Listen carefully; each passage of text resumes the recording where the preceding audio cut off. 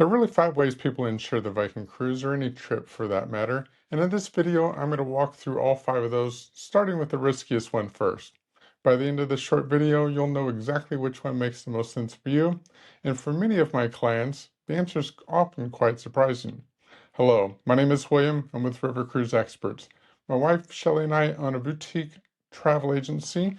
Shelley has been in the industry for 30 years now and has seen, well, just about everything. So, real quick disclaimer since we're talking about insurance, I'm not a licensed insurance agent. I really can't get into the weeds on any specific policy questions, but I most certainly can provide you with travel protection policy, and I can walk you through many of the highlights to make the best choice for you. So, let's quickly summarize the 5, then we'll do a deep dive into each. The first one I like to call the Las Vegas method. This is for the guests who do absolutely nothing. They're just rolling the dice just to hope things work out well, and oftentimes it certainly does. The second one is the credit card coverage only. We all have some knowledge about the different credit card companies and some of the high-end credit cards that do offer some travel protection. We'll dive into that here in just a few minutes.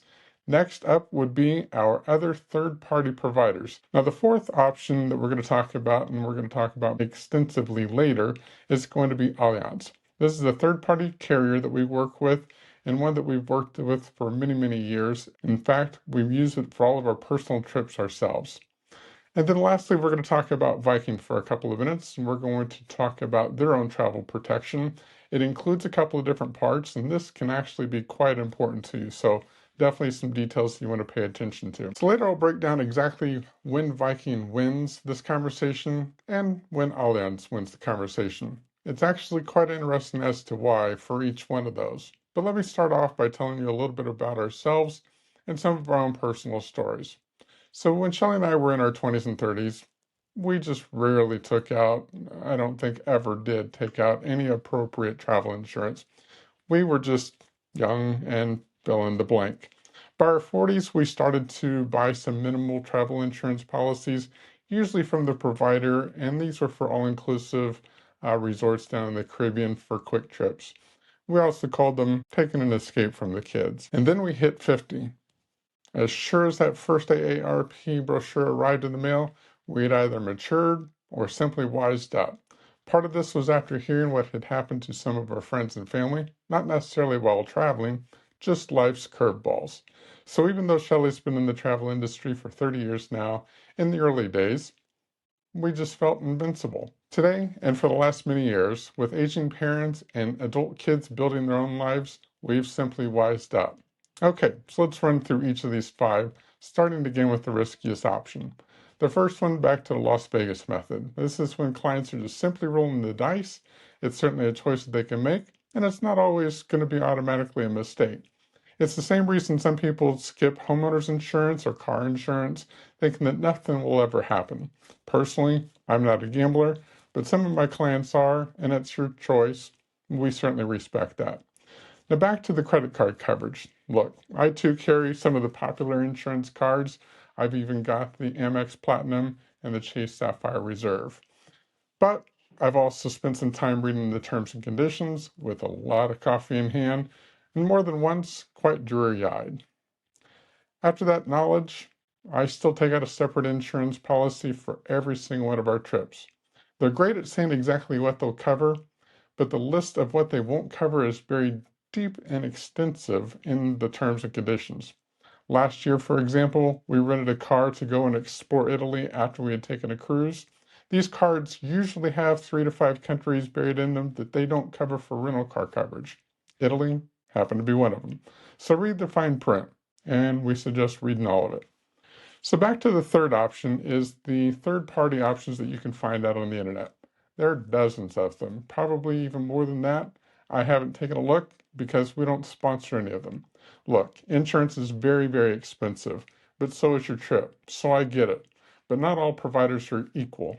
Ratings do exist, and so does the fine print.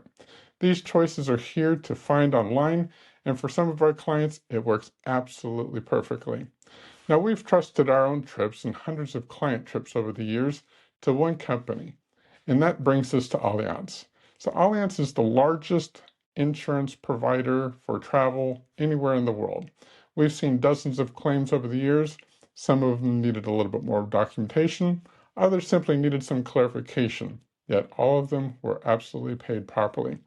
So just last year, we were escorting a group in Ireland, and one of our guests needed some medical attention. I simply grabbed out the Allianz app and was able to get a doctor's appointment scheduled for that guest very nearby, booked within minutes, and it was a conversation that they were able to get taken care of quite expeditiously.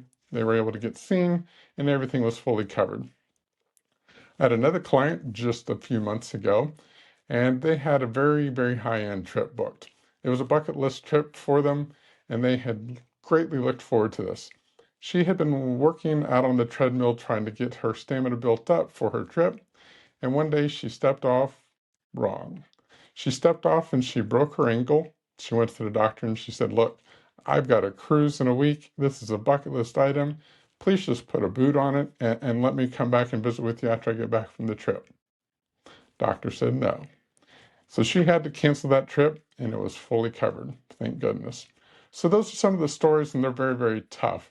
Another very interesting story from our industry was a client, not necessarily in our specific agency, but our larger agency, and they were doing an Antarctica cruise. Now, these are expedition trips. They're far, far, far away from any shore. And there was a guest on board that had a medical emergency. The doctor on board treated him, but he needed to get to shore immediately. And I don't know if you know much about Antarctica trips, but they will sail the Drake, and this is a 2+ day long trip, each direction, not a single piece of land in sight. And halfway through this time, there was a patient that needed to get immediate attention. So the Coast Guard sent a helicopter from Argentina out to the ship, picked up this guest, took him back to land, got taken to emergency medical. He got stabilized, but he still needed to have a major surgery done. So the insurance would have completely covered the treatment there, but he chose to evacuate to the US instead so that he could have his own doctors take care of everything. Insurance completely covered it. They gave him a private flight, sent him with a medical team. That's where it gets super expensive. And all these different elements put together between the Argentinian Coast Guard flight to the private jet coming back home with a medical team cost over $400,000. It's not an expense that you would want to take on your own. One of the things you want to take a look at, Allianz, for example, is going to cover you up to $1 million. So when we see this great big number, $1 million for medical evacuation, we think that that's just absolutely absurd.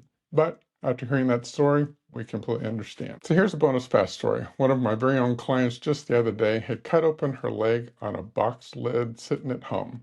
She went off to urgent care, it got treated, everything seemed to be fine. Days later, she called me from the wound care unit. This was the day before her trip was supposed to depart. She wasn't able to go, she had to make a cancellation. She had Allianz insurance, they covered everything and have provided her with a refund already. These aren't meant to be scare tactics, they're just the realities of life, like what we've seen with our friends after we've all reached the age of 50. So Allianz, the largest travel insurance company in the world, offers full benefits, including pre-existing condition waivers, and this can be purchased anytime up until final payment. Now, most of my clients purchase this at the final payment for the trip or just a couple of days in advance. So the last option we're going to talk about is Viking's own travel protection policy. Now, as of July 2026, at the time of this recording, Viking offers a policy with two parts. It's Part B and Part A. Part B is provided by Generali and offers some base coverage. You can purchase it anywhere up until the final payment, but in order to get pre-existing coverage, you have to purchase it within 14 days of the deposit. So most of my clients that are taking this option are going to purchase that within those 14 days just to make sure that they have all of that full coverage. So the next part of the Viking policy is Part A. This is Viking's own cancel for any reason. So you can cancel for a future cruise voucher. This is not going to provide you with a refund. It's just a future cruise voucher. This is not transferable. You must use it for your own travel within the next 12 months.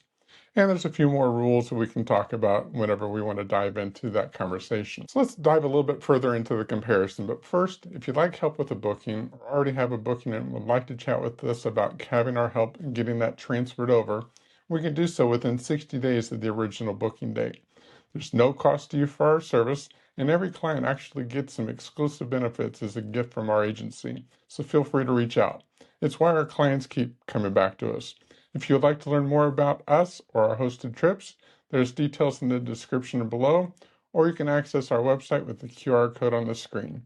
So let's dive a little bit further into the comparison between Viking and Allianz. So the coverage scope, Viking only covers what you bought through Viking. If you do any independent extensions, if you bought your flights independently, if you're doing a pre-cruise stay at a hotel and some tours that you did not purchase through Viking, none of that's going to be covered with your Viking option. So if this is the case, I would strongly suggest taking a look at the Allianz option first. But sometimes things will just make a little bit of sense, and we can also do a parallel where you have part of your trip, your independent portion, booked through Allianz, and you can still have your Viking cruise booked and insured through them. Now, Allianz is going to cover everything that you build into the policy, and you can modify it after it's been issued to add in additional elements like flights, tours, and hotel extensions.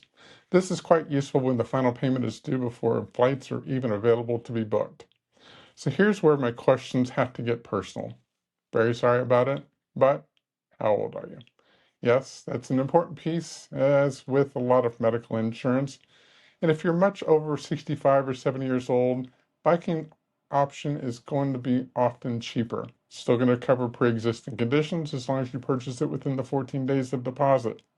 If you're under around 65 or 70, just a couple of variables there. Allianz is often going to be less expensive. It covers those pre-existing conditions when you purchase it up until the time of final. And believe it or not, your state of residence also makes a difference here as well. Insurance laws vary by state more than people mostly expect, and that's where the variable in age will come into play.